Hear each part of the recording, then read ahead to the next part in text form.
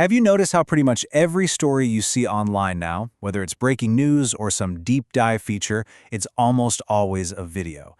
It's a total explosion of content. And behind all that, well, there's a whole new kind of creator.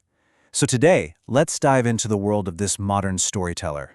Our guide for this is Ken Kobre's book, Videojournalism. This thing is absolutely packed with insights from award-winning pros. It's really considered the manual for anyone looking to tell powerful nonfiction stories with a camera. You know, this quote, it gets right to the heart of the challenge, doesn't it? It's not enough to just point a camera and hit record. The real art form, the true mission here, is to craft something so engaging that your viewers simply can't look away. So who exactly are these creators fueling this new age of storytelling? Well, it's given rise to a completely unique kind of journalist. The driving force here is pretty simple. It's demand. As the book puts it, the internet has a voracious appetite for video stories. And I mean, think about it. From news websites to the big legacy broadcast outlets, everybody needs video content, and they need it constantly. This huge demand created the role of the video journalist, or VJ. What's so wild is just the sheer scope of this job.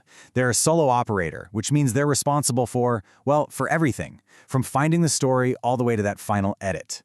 That is a massive undertaking for just one person. Yeah, this is exactly why you'll hear them called the jack of all trades or a one-person band. Whether the official title is multimedia journalist or backpack journalist, the core idea is always the same: one person with one camera tasked with telling a complete story. And their work can take them literally anywhere. One day, you could be filming a palliative care nurse in a small village in Malawi. The next, you're out interviewing a ranch manager in the American West. The world is quite literally their office. So what does it actually take to do this job? Let's get into the VJ's toolkit. It's this really fascinating blend of both art and technology. Okay, first up, let's talk about the gear. And the range of equipment a VJ might use can be surprisingly broad, from the super basic to the seriously professional. So a VJ setup might be just a simple, single camera they can carry in a backpack for those run-and-gun situations. Or, for a more controlled interview, it could be a full multi-camera setup with professional lighting. The key thing to remember is that the gear is always scalable to what the story needs.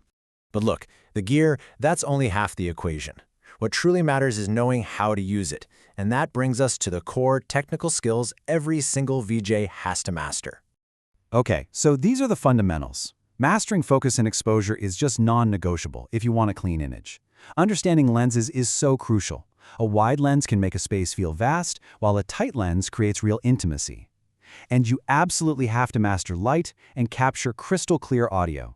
Seriously, audiences will forgive a slightly shaky shot, but bad sound, that will ruin a great video instantly. But even with the best gear in the world and flawless technical skills, you can still fail. Why? Because there's one skill that trumps every other one. And this right here is the crucial point: understanding the difference between a simple report and a true story. See, a report is just a collection of facts, but a story has a theme, a clear narrative, and an emotional core. Mastering this anatomy of a news story is what really separates the amateurs from the pros. This quote from the book's preface just says it all.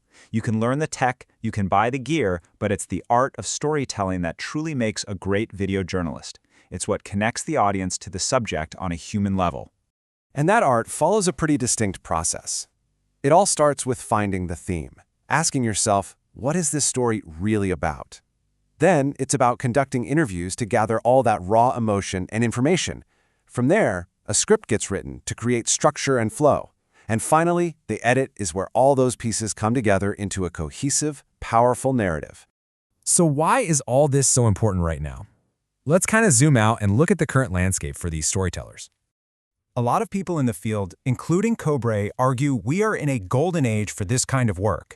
And it makes sense. With streaming services and countless online platforms, the opportunities to reach a massive audience have never, ever been greater.